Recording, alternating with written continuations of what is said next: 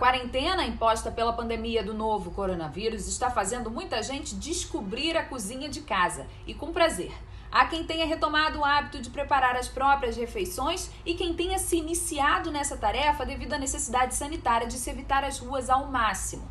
A busca por dicas na internet cresceu.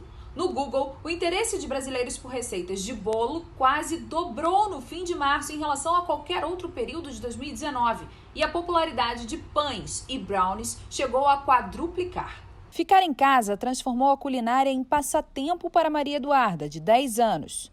Antes eu fazia bolo com a minha avó e eu adorava, só que agora nessa quarentena eu faço bolo, minha mãe me ensinou a fazer bolo nos outros tipos de bolo e agora eu faço sozinha. Pra vocês foi um piscar de olhos, mas pra gente foi demorado, que foi 40 minutos depois. Agora eu vou mostrar aqui pra vocês como é que tá. Olha o cheiro. O cheiro tá maravilhoso. Gente, olha aqui. Nada aconteceu. A mãe, Paula, descobriu que leva jeito pra coisa. Gente, eu não sabia cozinhar nada, não sabia fazer nada. Essa quarentena me fez mudar tudo. Eu faço prato de doce, prato salgado, fricassê, estrogonofe de carne, de frango, de camarão, lasanha de berinjela, que é maravilhosa. Gente, eu faço tudo. Cheiro, gente, meu Deus. Maridão, daqui a pouco vai perguntar o que eu tô fazendo, que estão cheirando já. E o marido fica como, né? Doido. Que eu tô de dieta, mas ele não.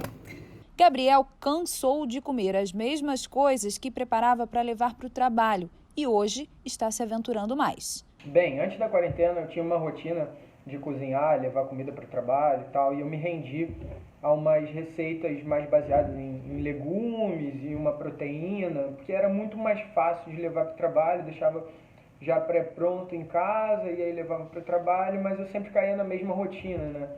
Pegava muito atum enlatado, ou então bife, frango, e nessa quarentena, cara, não deu outra, assim, eu enjoei de comer o que eu comia e eu precisei me reinventar, né? Então, fui na internet, pesquisei algumas receitas e achei diversas, muito legais e tomei gosto pela coisa e hoje eu faço, sei lá, desde um falafel, um hambúrguer de beterraba, eu nem sabia que isso era possível de fazer. A Renata Brum Martucci é professora de nutrição da UERJ e hoje nos atende para falar um pouquinho de como a quarentena tem mexido com os hábitos alimentares dos brasileiros. Muita gente está se aventurando na cozinha pela primeira vez e muita gente está retomando essa atividade como algo corriqueiro. Como é que tem sido isso?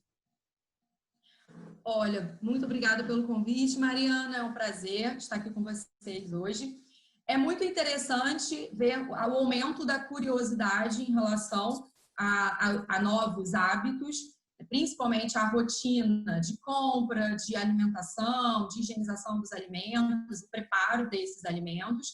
Então, existem os dois lados da moeda, né? A angústia de não ter muita segurança de como fazer, de como higienizar, mas, por outro lado, todos nós nutricionistas incentivamos que as pessoas aumentem, né, muito mais o consumo dos alimentos preparados em casa do que os alimentos comprados, por exemplo, em lojas, empresas que vendem comidas prontas ou comidas rápidas para consumo, né, os chamados fast foods, né? É muito melhor que as pessoas se alimentem com alimentos produzidos em casa. Agora, tem muita gente desenvolvendo compulsão alimentar e tem gente também relatando inapetência. Está triste, está desanimado, não consegue comer. Isso impacta muito a vida, inclusive a imunidade dessas pessoas, né? Sim, é muito comum os relatos que são a principal interferência, a ansiedade, a mudança da rotina, que fazem com que as pessoas, ou, como você falou, ou desenvolvam um momento de ansiedade, compulsão alimentar, ou que acaba aumentando as restrições, fazendo mais restrições do que o habitual. O que todo profissional de saúde recomenda, principalmente, mesmo em casa, é a manutenção de uma rotina, de horários. Então, quando a gente fica mais tempo em casa, é muito fácil que a gente perca o horário que vai dormir, ou que perca o horário, né? Ou que acorde mais tarde. E aí isso vai interferir, consequentemente, nos horários da alimentação. Então, se a pessoa consegue manter uma rotina em casa, seja uma rotina de trabalho, uma rotina de cuidado com as crianças, com os filhos, e uma rotina também no preparo dos alimentos, fica mais fácil de manter horários regulares e você ter sempre um alimento fresco disponível para alimentação. Uma das coisas que é muito ruim é a alimentação no período noturno. Então, é muito importante a gente respeitar o horário do sono, aquele intervalo entre, né, a última refeição do dia e a primeira refeição do dia seguinte. Então, quando a gente começa a comer cada vez mais tarde, comer na madrugada e comer à noite, isso desregula os hormônios, desregula o ciclo circadiano. Isso pode, então, promover ganho de peso e interferir mesmo no sono, interferir na imunidade, né? Interferir de forma negativa. Então, manter uma rotina de horários, interrompendo a alimentação por volta, né, de 8 ou algumas 2 horas antes de dormir, mais ou menos, e retornando essa alimentação no outro dia, a gente mantém uma rotina hormonal que é mais saudável, sem dúvida. E para o pessoal que se empolgou e está cozinhando o próprio alimento, está levando essas questões a sério, qual é a dica para manter depois da quarentena? Bom, primeiro de tudo, parabéns, porque incorporar uma nova rotina é sempre um desafio. Então, os cuidados de higienização, principalmente, que todos ficaram, né, muito mais preocupados. É claro que todo mundo sabia que tem que lavar a mão, só que hoje a gente tem uma preocupação dobrada com os cuidados de higienização, porque é uma das principais vias de contaminação do vírus, do coronavírus. Então, os hábitos de higienização, eles devem ser mantidos, claro, né, que com alguns cuidados. Então, é muito recomendado que, após as compras, de preferência, usar sacolas retornáveis que eu digo assim, de pano, que você possa higienizar depois. Então, evitar trazer para dentro de casa, né, sacolas de plástico, sacolas de mercado. Quando esse alimento chega, os alimentos que são embalados em vidro, lata ou até embalagens Tetra Pak, eles devem ser higienizados, eles podem ser higienizados com água, com sabão, seca e passa álcool 70 antes de colocar no armário, na geladeira. E os alimentos, eles devem, como folhas e frutas e legumes, eles devem ser lavados em água corrente e devem ser, então, colocados numa imersão com hipoclorito por volta de 10 a 15 minutos. Eu chamo a atenção que o hipoclorito, existem alguns produtos que já são vendidos prontos, e aí na embalagem tem a dosagem, né? São 10 gotas por litro, 20 gotas por litro.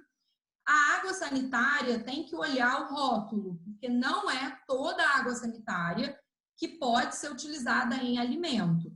Então, no rótulo atrás, geralmente tem o desenho dos alimentos ou tem escrito se ela é só para superfície ou se ela pode ser utilizada para higienização de alimentos. Se ela pode ser utilizada, 1 colher de sopa em 1 litro de água, e esses alimentos ficam, então, imersos, e depois eles são lavados novamente em água corrente, secar bem, né, para guardar na geladeira.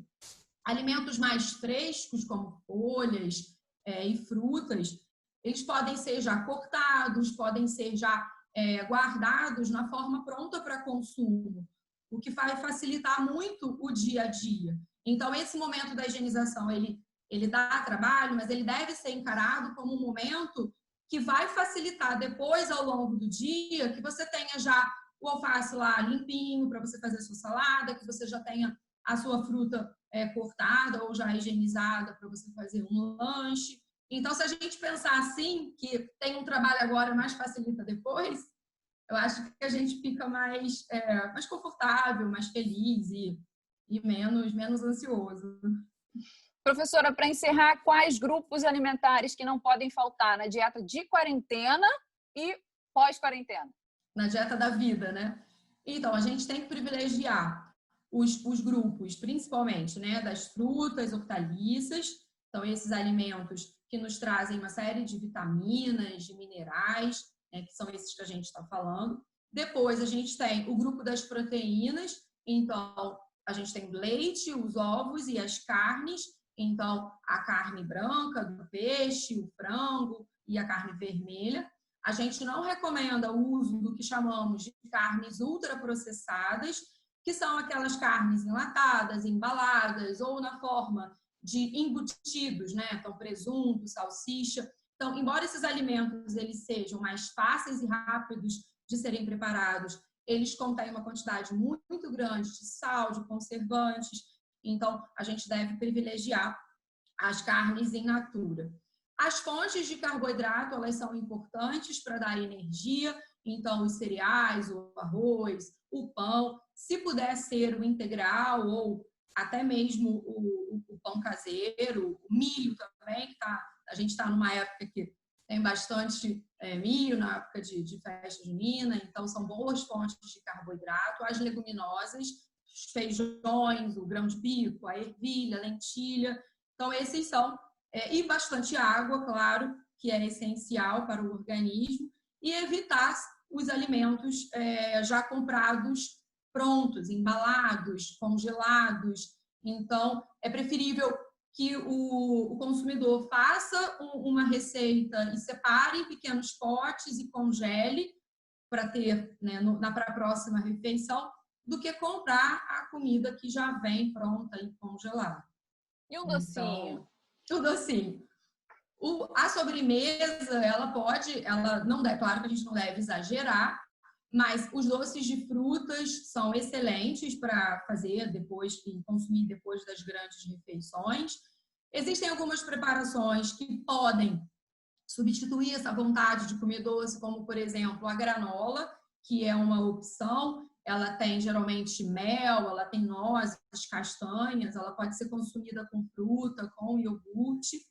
O chocolate, a gente sempre recomenda, de preferência, um chocolate amargo ou meio amargo, acima de 70%, e um quadradinho,